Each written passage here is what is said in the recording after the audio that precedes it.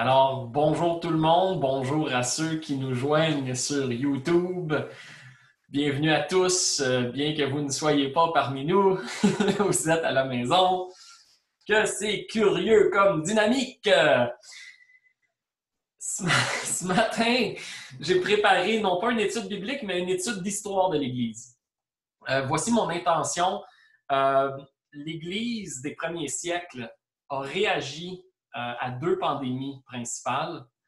Et je voulais qu'on puisse l'étudier, la réaction aux deux pandémies pour s'en inspirer pour aujourd'hui. Parce que je pense que l'Église primitive peut vraiment être un exemple pour nous.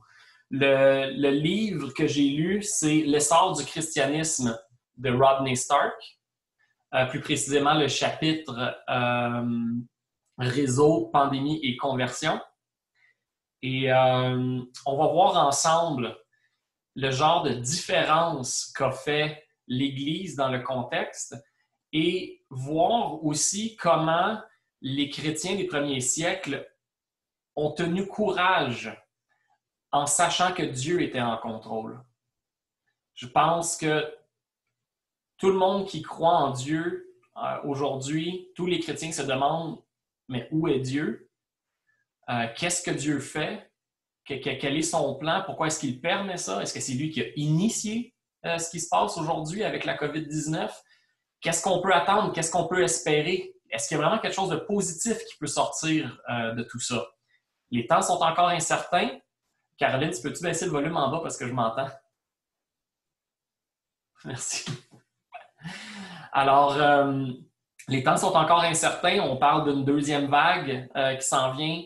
On ne connaît pas encore toutes les conséquences qu'il va y avoir par rapport à l'économie et tout ça. Et pour cela, j'aimerais vous montrer mon étude du chapitre du livre de Rodney Stark, ainsi que un enseignement que j'ai trouvé d'un auteur qui s'appelle Saint Cyprien, qui est un père de l'Église qui a écrit une lettre en l'an 251 aux gens qui vivaient la pandémie pour leur dire de garder le courage, pour leur rappeler que Dieu était en contrôle et pour leur rappeler leur espérance.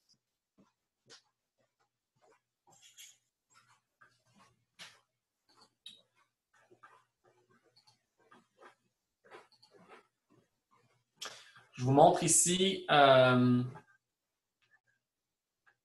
Alors, je vais essayer d'être bref dans les présentations de mes diapositives. Alors, l'Église des premiers siècles et les pandémies, où est Dieu dans les pandémies?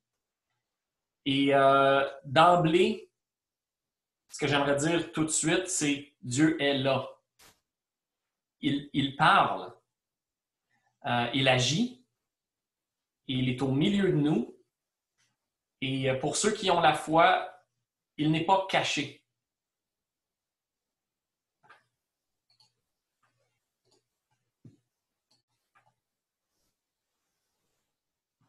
Les deux pandémies qu'on va regarder. La première pandémie se produit en 165. En l'an 165 de l'ère chrétienne, on pense que c'était peut-être une pandémie de variole. Deuxième pandémie, même pas 100 ans plus tard, on pense que c'était peut-être la rougeole. Qu'est-ce qu'ils avaient en commun? Eh bien, les médecins n'avaient aucune idée comment le traiter. Et on parle d'une perte de 25 à 30 % de la population pour tout l'Empire romain.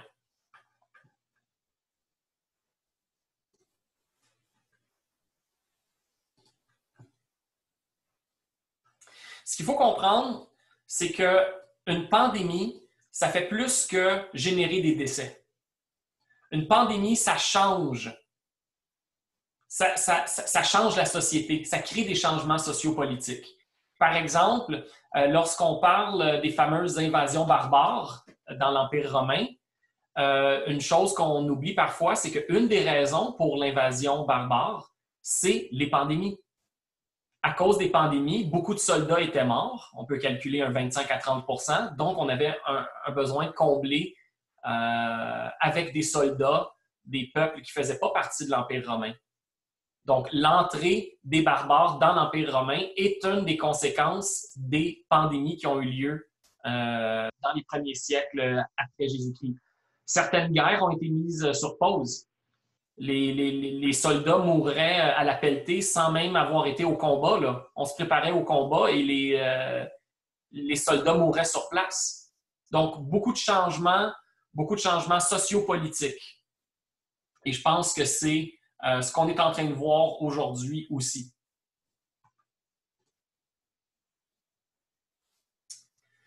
Mais ce qui m'intéresse pour ce matin, c'est les différences sur le plan de la religion et de la spiritualité sur notre manière de réagir à la pandémie. Parce qu'on le sait qu'on va être touché de la même manière. On le sait que c'est pas parce qu'on est chrétien que Dieu va tous nous empêcher de mourir. On vit sur la même planète avec les mêmes difficultés. Mais comment est-ce qu'on réagit? Quelle va être la différence dans notre comportement? Quelle va être la différence dans nos pensées? Quelle va être la différence dans ce qu'on se permet d'espérer pour demain? Puis quelle différence est-ce que ça fait dans le concret? Voici un petit tableau que je vous ai fait pour différencier à l'époque des premiers siècles entre les païens et les chrétiens. Par exemple, les païens peuvent se tourner vers leurs prêtres de leur temple ou vers leurs philosophes. Qu'est-ce que les philosophes ont à dire sur les pandémies qui ont eu lieu? Rien. Ils n'ont rien à dire. Ils ne savent pas quoi dire. Ils ne peuvent pas expliquer pourquoi ça a lieu. Ils ne peuvent pas y donner un sens. On se tourne vers les pasteurs et les prêtres. Ils ne sont peut-être pas capables de dire exactement pourquoi, mais ils ont un message rempli d'espoir. Dieu est avec nous. Tenez bon. On l'a vu dans la Bible. Dieu a déjà utilisé dans le passé des maladies de ce genre et il est resté fidèle et il va bénir son peuple. Les païens se fuient et se rejettent. Une fois que les païens ont compris que la variole ou la rougeole était contagieuse, on met à la rue père, mère, mari, femme, fils, cousin, oncle. Touche-moi pas, va-t'en! Les chrétiens, ils s'entraident. Mieux vaut aider son père ou sa mère et prendre un risque pour sa santé que de le déshonorer et de le mettre à la rue. Les païens meurent en grand nombre, les chrétiens survivent en grand nombre. Et on va voir un peu plus loin pourquoi. Le taux de survie des chrétiens dans les 2 premières pandémies de l'ère chrétienne, le taux de survie des chrétiens était nettement supérieur au taux de survie des païens. Et tout ça à cause de l'amour qu'ils avaient les uns pour les autres.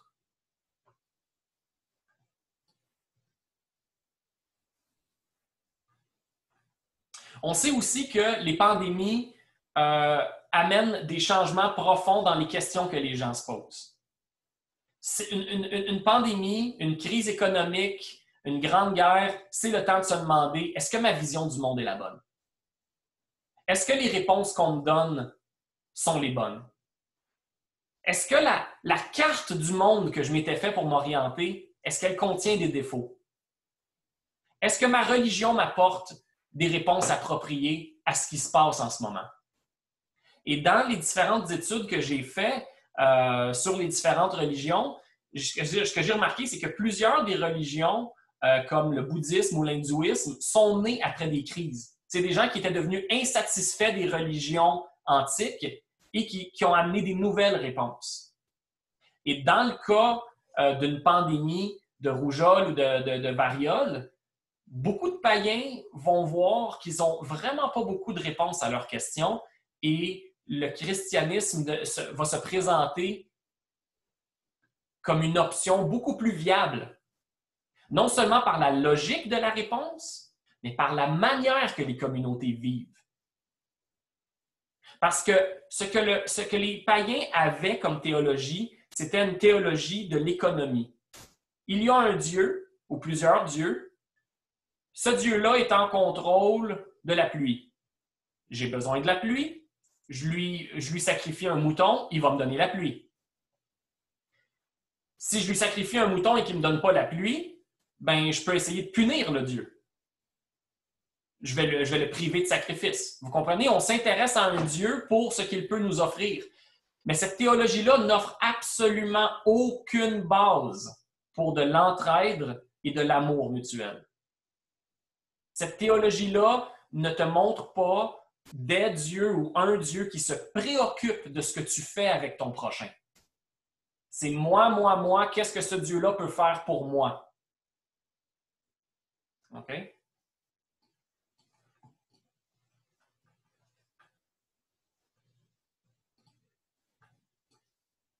Je retourne à une comparaison. On va voir les prêtres païens. On va voir un prêtre, disons, dans un temple d'Apollon. Et on dit, mais pourquoi? Pourquoi c'est en train de se produire? Pourquoi toute ma famille est morte? Mes amis sont morts. Eh bien, le prêtre païen, s'il est encore là, hein, parce qu'il y a de bonnes chances qu'il ait pris la fuite et qu'il soit parti en campagne, non seulement il n'a aucune idée de pourquoi les dieux ont permis la pandémie, mais ils ne savent même pas si les dieux y sont pour quelque chose. Ils ne savent même pas si les dieux ont un souci pour nous là-dedans. Est-ce que ça leur fait quelque chose? Est-ce que les dieux sont émus par le fait qu'on a une maladie qui court partout dans le monde? Ils sont sans réponse et bien souvent, ils sont absents. Les chrétiens savent que Dieu est en contrôle et que Dieu a déjà utilisé ce moyen dans le passé pour accomplir son plan. Il n'y a rien de surprenant dans une pandémie si tu as déjà lu la Bible. Je ne sais pas où vont mes proches et je ne sais pas où je vais après la mort. C'est extrêmement épeurant. Les gens tombent comme des mouches autour de moi. Mon père est mort, je ne sais pas où il est maintenant. Je ne sais pas comment communiquer avec lui. Je ne sais pas s'il faut que je prie pour lui. Est-ce qu'il faut que je fasse des sacrifices pour lui? Aucune idée. Et moi, j'ai extrêmement peur de où je m'en vais parce que la mort cogne à ma porte. Mais si je suis chrétien, j'ai l'assurance que mes amis chrétiens et que ma famille chrétienne sont auprès du Seigneur et que moi aussi, je m'en vais vers lui. Et que, au pire, si je meurs demain, je m'en vais à un endroit absolument formidable, avec un Dieu qui m'aime.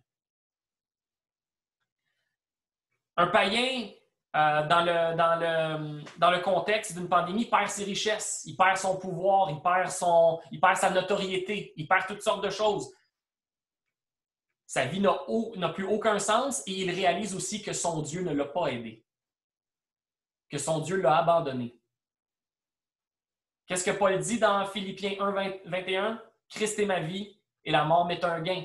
La vie, pour nous, a toujours un sens. Peu importe ce qui arrive, même ce que le monde peut qualifier comme étant l'ultime non-sens, comme perdre ta famille, pour nous, ça a un sens. Parce que la souffrance, on peut toujours l'identifier à la croix. Dieu est mort pour nous. Le moyen du pardon des péchés, c'est la souffrance du Christ. Et le moyen de la rédemption du monde, c'est une souffrance. Dieu utilise la souffrance. Dieu n'est pas allergique à la souffrance. La souffrance avec Dieu a un sens. Je ne vais pas nécessairement savoir exactement tout de suite qu'est-ce que c'est, mais j'ai l'espoir, j'ai l'espérance que je vais le savoir un jour. Qu'est-ce que Dieu prévoyait là-dedans pour nous? Les prêtres et les autorités ont pris la fuite. Tous ceux qui ont des moyens, ils s'en vont.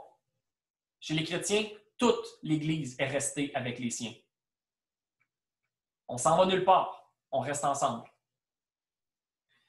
La survie est une question de chance, c'est-à-dire dans l'explication, mais qui va mourir, qui va vivre? Ben, on verra bien. Chez les chrétiens, c'est pas ça la question. La question, c'est qu'est-ce que je fais? L'important en ce moment, c'est pas que je réussisse à survivre. L'important, c'est que je suis mis à l'épreuve et que j'ai une occasion de réellement démontrer de l'amour envers mon prochain. Et je ne parle pas seulement par rapport à la contagion. Il y a d'autres conséquences qui s'en viennent. Des dépressions, des désespoirs, des divorces, des faillites. Est-ce que moi, je vais faire faillite? Peut-être. Mais Christ va se glorifier en moi par ma faillite ou par ma réussite. Christ va se glorifier en moi par ma santé ou par ma maladie. Christ va se glorifier en moi par ma vie ou par ma mort. L'important pour nous, oui, c'est important. Ici, j'ai failli écrire « survivre n'est pas important ». Non, survivre n'est pas le plus important. Okay? On veut vivre, là. Mais le plus important, c'est d'obéir au commandement d'amour. Les philosophes sont muets, les philosophes n'ont rien à dire. Les prédicateurs ont plein de messages remplis d'espoir et de courage. Et vous allez le voir quand je vais vous lire Cyprien, vous allez être renversé de la perspective que Saint Cyprien avait sur la pandémie. Les païens perdent foi en leur Dieu. Pourquoi est-ce que j'ai perdu mon temps à offrir des sacrifices à des dieux qui ne peuvent même pas me protéger? Tandis que nous, on garde la foi dans notre Dieu souverain qui peut tout et qui donne librement. La pandémie n'est pas une occasion de perdre la foi, la pandémie est une occasion de renforcer ma foi et de voir Dieu à l'œuvre, de voir la puissance de Dieu transformatrice pour changer des vies et pour changer le monde. OK, là?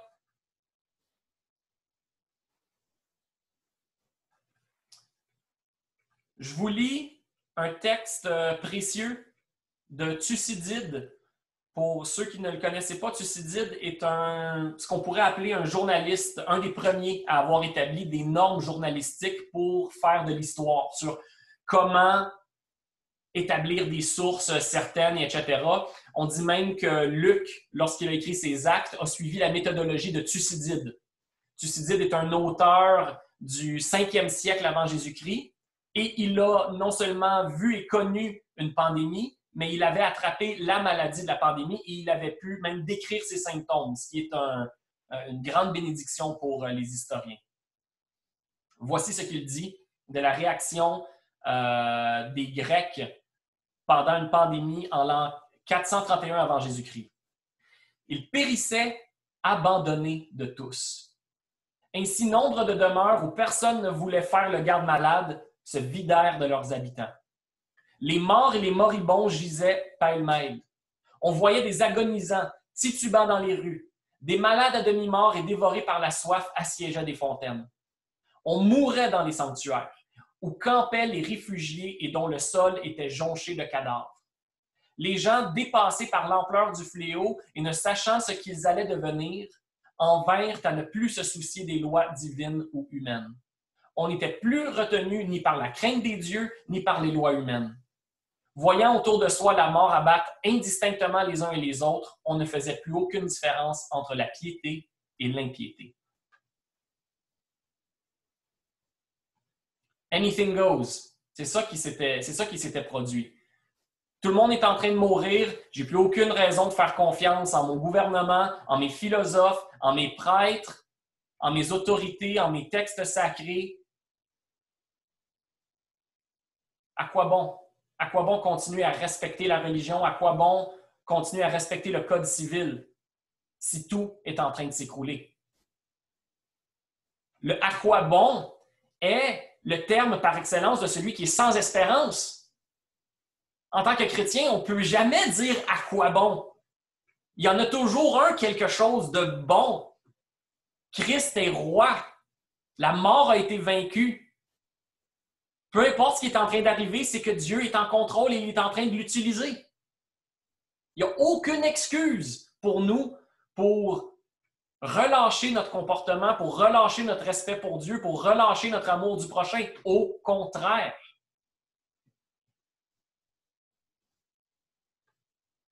Et maintenant, je vous lis un collage que j'ai fait de la lettre de Saint Cyprien qui s'intitule « De la mortalité ».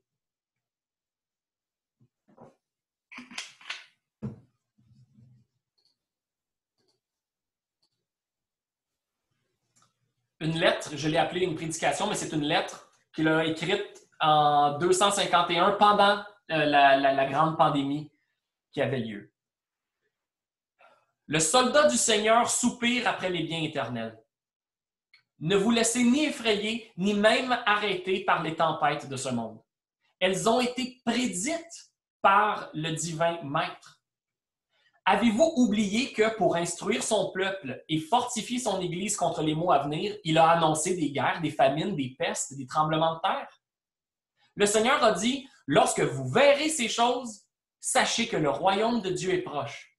Lorsque vous verrez ces choses, sachez que le royaume de Dieu est proche, non pas l'inverse. Oui, mes frères bien-aimés, le royaume de Dieu est proche. Le monde passe et nous allons jouir de la vie véritable, du salut, du bonheur éternel, du paradis que nous avions perdu. Qui donc, en présence de ces biens, c'est-à-dire le paradis perdu, la vie éternelle, se livrera au doute et à l'anxiété? Qui abandonnera à la crainte et à la tristesse? Qui s'abandonnera à la crainte et à la tristesse s'il lui reste encore un rayon de foi et d'espérance? On craint la mort quand on ne veut pas aller vers Christ. On ne veut pas aller vers le Christ quand on désespère de régner avec lui. Il est écrit que le juste vit de la foi.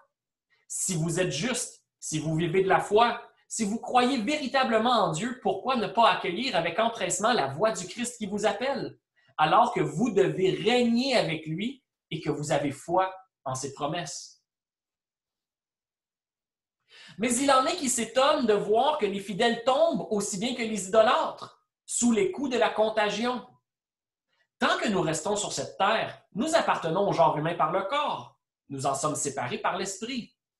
Ainsi, en attendant que ce corps corruptible revête l'incorruptibilité, que cette chair sujette à la mort devienne immortelle et que l'esprit nous conduise à Dieu le Père, toutes les incommodités corporelles, quelles qu'elles soient, nous sont communes avec les autres hommes.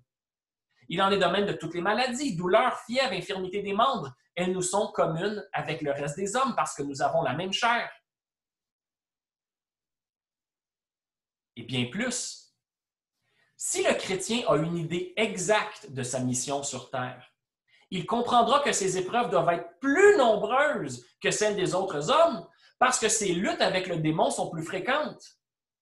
Ainsi, Job, après la perte de ses biens et la mort de ses enfants, couvert lui-même de plaies et de vers, ne fut pas vaincu, mais purifié par l'épreuve. Voyez comme l'héroïsme de sa patience éclate au milieu de tant de combats et de douleurs. Je suis sorti nu du sein de ma mère, nu je descendrai dans mon sépulcre. Le Seigneur m'a tout donné, il m'a tout ôté, il a agi selon sa sagesse, que son nom soit béni. Que vous dirais-je encore, mes bien-aimés? N'était-il pas juste et nécessaire que la contagion, qui paraît si horrible et si lugubre, vint éprouver nos âmes et manifester notre foi?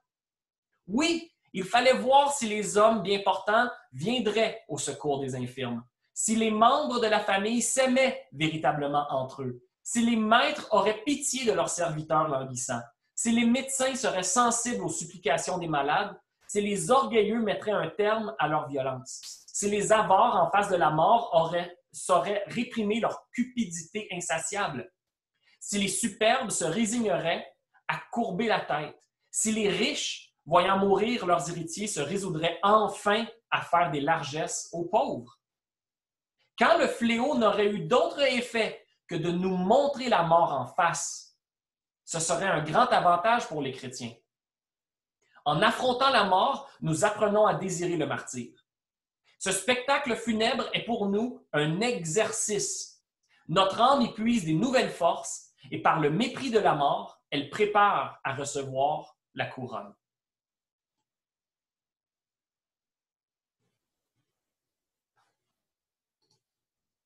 On peut donc voir que l'Évangile qui est dans la main de l'évêque Cyprien est rempli de puissance et de paroles de vie dans le contexte d'une pandémie. Tu vas voir un prêtre païen et tu lui demandes « Mais qu'est-ce qui se passe? Qu'est-ce qu'on fait? » Qu'est-ce qu'il répond? « Je sais pas, moi je m'en vais. Je m'en vais d'ici. Bonne chance, man. » Mais Saint-Cyprien, lui, il dit, ben non, au contraire, on le savait que ce genre de choses-là allait arriver. C'est un exercice, c'est une épreuve, c'est une des manifestations du royaume de Dieu. C.S. Lewis avait dit que la souffrance était un haut-parleur pour réveiller les gens, dire « Hey, réveille! Arrête de mettre ton espoir dans les richesses. Tu ne seras pas nécessairement riche et en santé toute ta vie. Quand est-ce que tu vas te tourner vers Jésus? Alors, c'est le genre de puissance dont les païens pouvaient être témoins. Leurs temples sont vides. Les dernières paroles qu'ils ont eues de leurs prêtres, c'est « Who knows? » Et ils regardent les églises remplies de gens en train de s'entraider. Et non seulement ils s'aident entre chrétiens, mais ils aident les païens aussi. Et ils entendent des paroles de vie et ils voient des prédicateurs qui ont des explications, qui ont un sens à donner à ce qui se passe. Ce n'est pas le temps de fuir, ce n'est pas le temps d'être anxieux, c'est le temps de rester et c'est le temps d'être dans la joie, de réellement montrer que notre espérance, elle est réelle. C'est pas juste une histoire, un conte de fées qu'on raconte aux gens.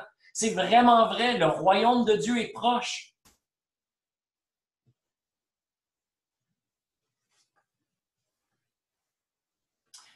Qu'est-ce que les chrétiens avaient d'autre à donner à part des bonnes paroles? On le sait que un peu d'eau et un peu de nourriture étaient suffisants pour aider quelqu'un à guérir de ce genre de maladie. Un peu comme aujourd'hui, hein? Quelqu'un qui a une grippe, la déshydratation est le pire ennemi. Donc, si tu es un païen et que tu t'es fait mettre à la rue par ton propre père ou ta propre mère ou par ton mari, tu n'as plus rien à boire, tu n'as plus rien à manger, les chances de mourir sont absolument énormes.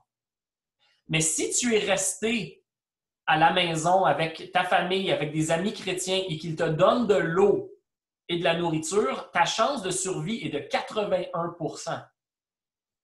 Ce qui voulait dire que le simple fait d'être chrétien, dans le contexte d'une pandémie, faisait en sorte que tes chances de survie augmentaient à 81% au lieu de quelque chose comme 49% si tu étais païen. OK? Alors, Rodney Stark, dans son livre, nous propose une hypothèse. Imaginons une ville de 1000 habitants au temps de la première pandémie. Okay, donc, en 160 quelque chose, j'avais dit tantôt. Disons qu'il y a 1000 personnes, ça veut dire qu'il y aurait eu, puisqu'il y avait 0,4% de chrétiens, il y aurait eu 40 chrétiens pour 9960 païens.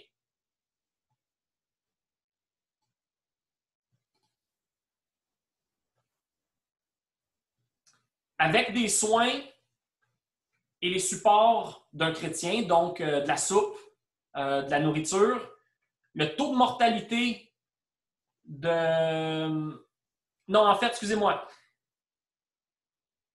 On peut augmenter de 81% ses chances de survie, mais les chances de survie sont plus que ça si tu es chrétien, c'est 90%, parce que le taux de mortalité des chrétiens était à 10% et le taux de mortalité des païens était de 30%. OK? Juste parce que tu as des gens qui prennent soin de toi, qui te mettent une débarbouillette sur le front, qui te donnent de l'eau et de la nourriture, tu vas perdre 10% de tes chrétiens et tu vas perdre 30% de tes païens. Alors, 0,4% de chrétiens dans une population, ça veut dire un chrétien pour 249 païens. Mais avec la mortalité, on passe de 1 chrétien pour 197 païens. Et avant que vous me disiez que les mathématiques ici ne fonctionnent pas, c'est parce qu'il ne faut pas oublier les conversions qui ont lieu. Parce que quand tu as un chrétien qui t'a donné de la soupe, puis que toute ta famille t'a mis dehors,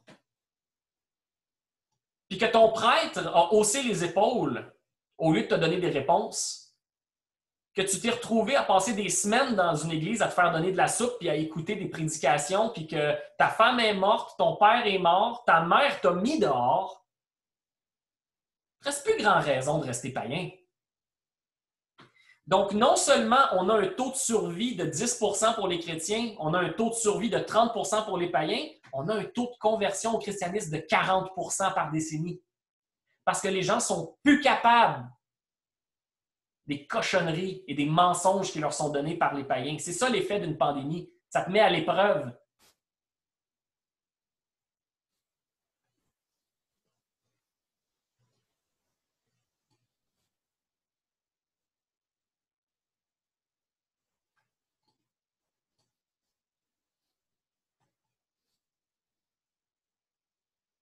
Alors, un taux de conversion, comme j'ai dit, de 40 par décennie.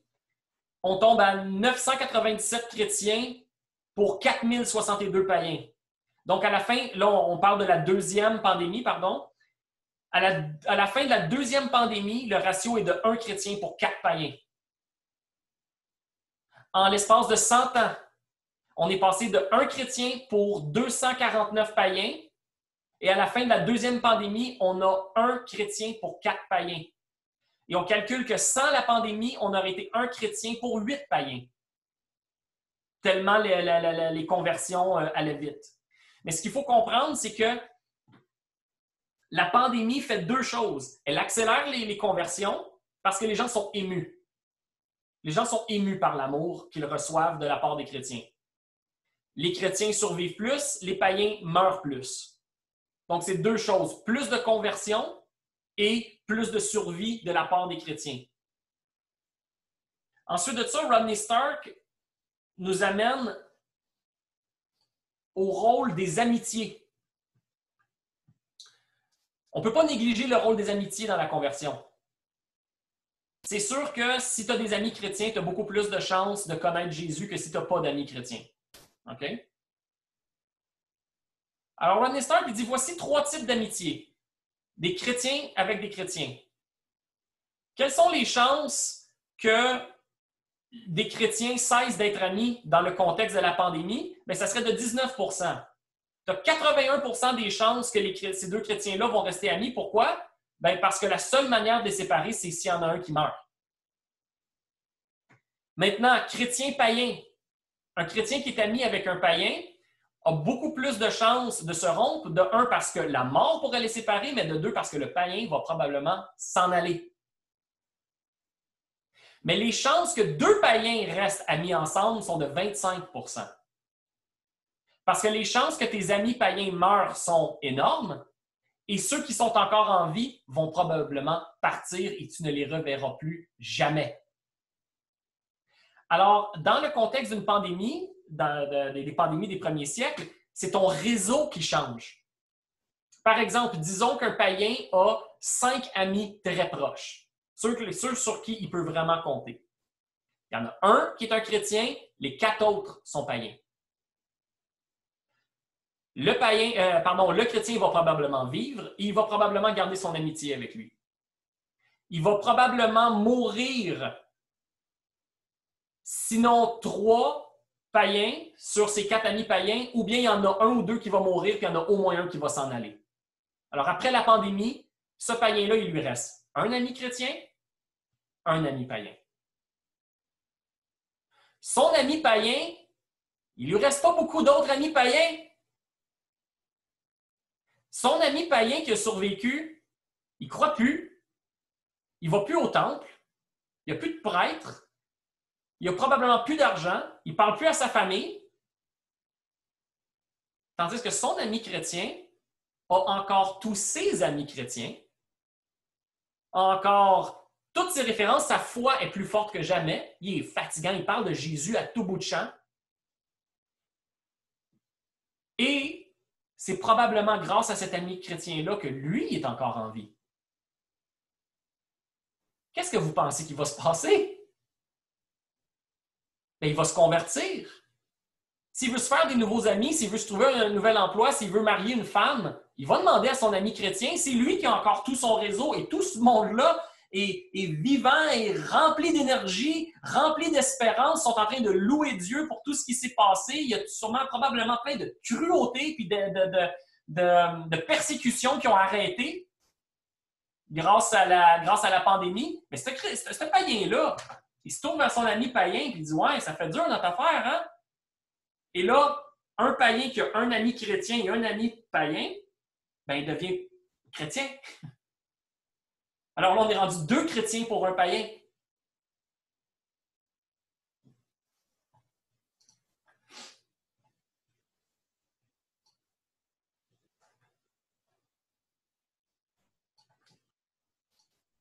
J'aimerais revenir à l'enseignement de Saint-Cyprien parce que je vais terminer comme je fais d'habitude. Je vais vous poser des questions. Je vais donner la parole en particulier à Scott et à Yves.